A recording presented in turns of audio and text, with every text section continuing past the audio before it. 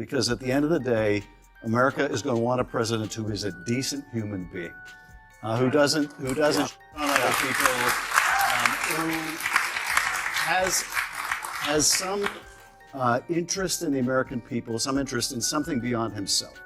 I think at the end of the day, people are going to reject this bigoted, divisive figure. I'm just giving you the answer to the question you're asking all night long. Why do they vote for Donald Trump? It's not always because they like him. No. It's because stuff like that is kookier. Adam Schiff was mercilessly roasted by Bill Maher for his futile battle against Donald Trump. The takedown was so vicious that I wouldn't be surprised if Schiff permanently left Maher's show. To ensure that you never miss another moment like this, hit the like button and subscribe if you enjoy this type of hot stuff. I think it's true justice. The only thing he cares about is himself and money, and going after the money is a way to bring about some real justice. Adam Schiff began the evening with his typical round of criticism of Donald Trump, portraying him as a conceited egotist who, in his view, didn't give a damn about anyone or anything but himself.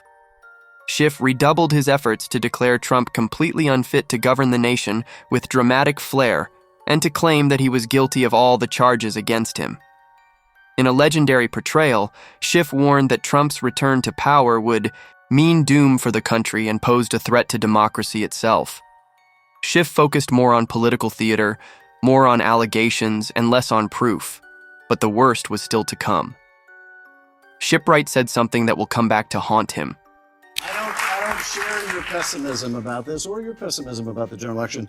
The reason why Joe Biden is going to beat Donald Trump is because at the end of the day, America is going to want a president who is a decent human being, who doesn't shit on other people, who has some interest in the American people, some interest in something beyond himself.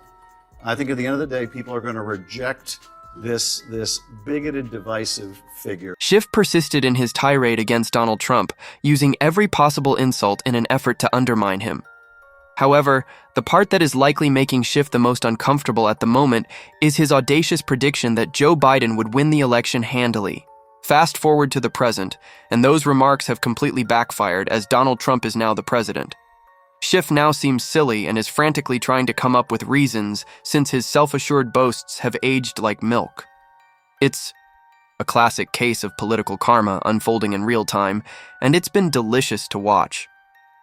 Meanwhile, Schiff's tirade was obviously getting to Bill Maher and Stephen A. Smith Ma, who barely held his composure before breaking out.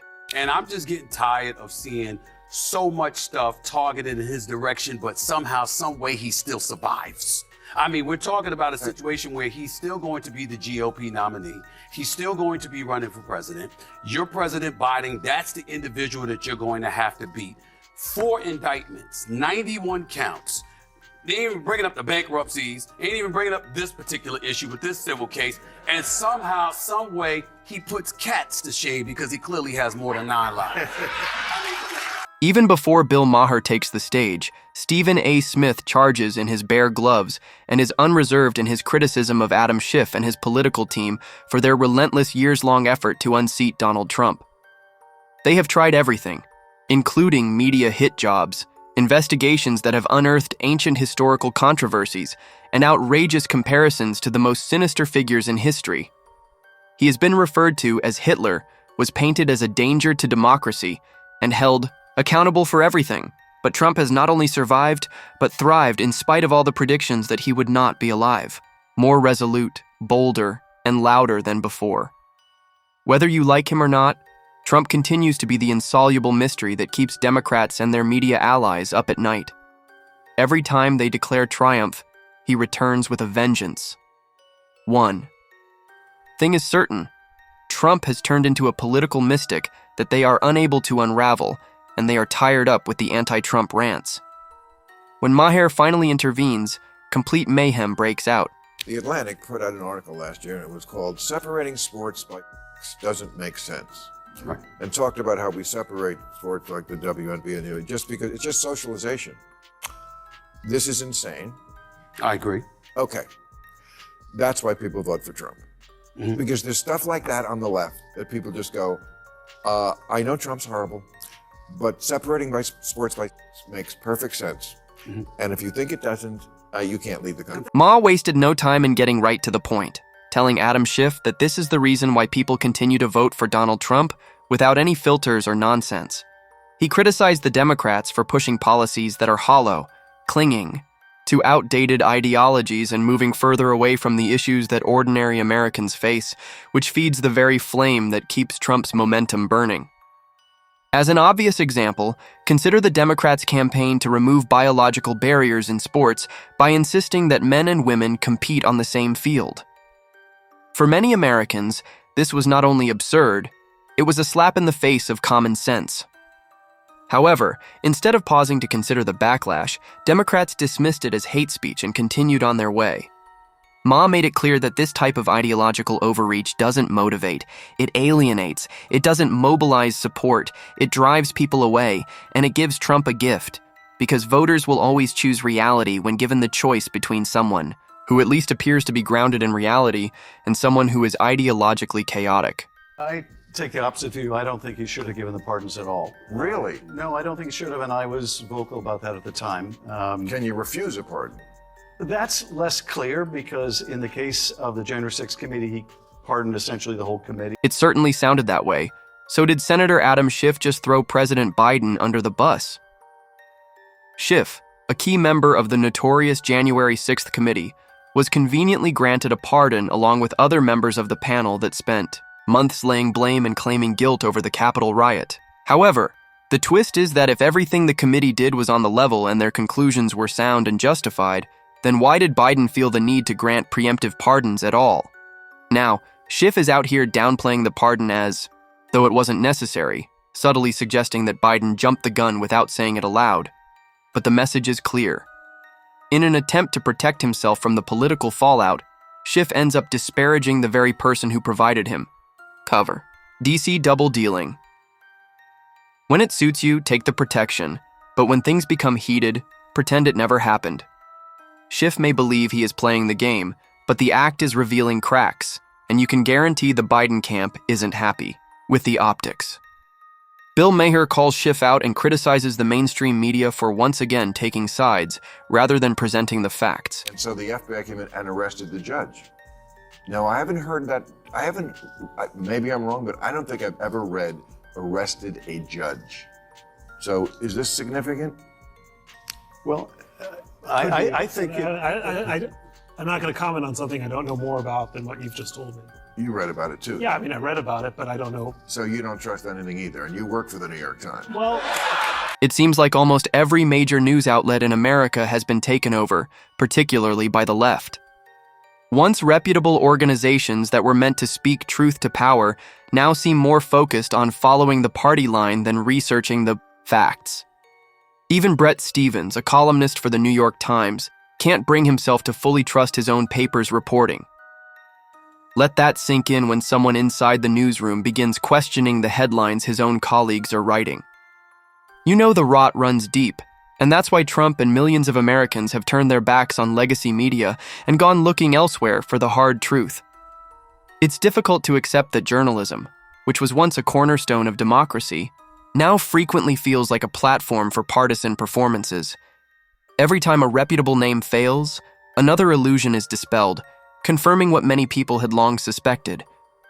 If you truly want the truth, you must look outside of the establishment's echo chambers. It's the last place you can send your kid to get an old school education. And they just tell the kids, forget about the Jesus stuff. Just, to them, that's okay indoctrination, as opposed to some of the other indoctrination that goes on. And also, the Catholics don't put up with bullshit. They take your phone, you have to learn your P's and Q's and your grammar and all this kind of stuff. And that's what I just don't understand, that parents don't have the whip hand anymore. Not that you should actually use a whip. As we all recall, the cultural fabric began to tear when the Democrats threw morality and basic common sense out the window and went all in on woke ideology. Suddenly, children were given the status of many adults, while parents, particularly fathers, were portrayed as ignorant holdovers from a bygone era. Watch any family sitcom from the last 10 years to see the patterns: the clumsy dad, the semi-capable mom, and the all-knowing sarcastic kid who somehow teaches them both. What began as subtle humor turned into a full-fledged message: indoctrination. replaced amusement, and the result was a generation that was brought up to think that regulations are only recommendations. Respect is no longer relevant, and discipline has become a filthy word with negotiable repercussions. We're living in the aftermath, and it cost the Democrats dearly.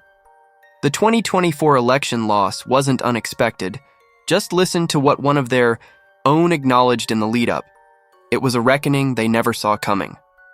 Boundaries were blurred, the family structure was abandoned, and virtue signaling and performative progressivism replaced the moral anchor of society. I respect the fact that you don't share my pessimism. I truly do. I understand where you're coming from. But I think that's part of the problem. I think the Democratic Party should share my pessimism. I think they should be on high alert. I think they need to treat him with the seriousness that it deserves, because you having a lot of faith in the American people. The man did get over 74 million votes. You've got people that are looking at Joe Biden. I'm not going to call him a cognitive mess or anything like that. That's very disrespectful. I would never speak about our president that way. But when you're 82 years of age, it's not offensive to say you're no longer a spring chicken and you don't seem to have. Beyond their unconventional beliefs, despite bipartisan concerns and increasingly obvious signs of decline, Schiff and his allies spent years trying to convince the American people that Joe Biden was mentally capable of leading the nation. They stuck to the script, avoiding, denying, and dismissing the obvious and telling us not to worry. But by the time the truth broke through the spin, the damage had already been done. The party knew that Biden wasn't the leader they needed, so they scrambled to find a solution. The so-called party of strategy suddenly had no plan, as Harris's last-ditch attempt to restore credibility backfired. Her approval plummeted, her appearances turned into jokes, and whatever leadership they believed she would offer just made the situation worse. What's left is a political mess that they created themselves. By promoting fringe ideologies, eschewing common sense, supporting a president who is unfit for office, and doubling down with Kamala, they have alienated the very voters they once depended on.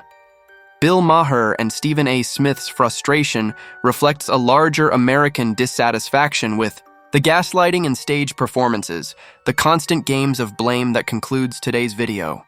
If this spoke to you, hit the like button, subscribe, and stay tuned for more straight talk. Trump's enduring power isn't just about him. It's a reflection of a nation fed up with being misled.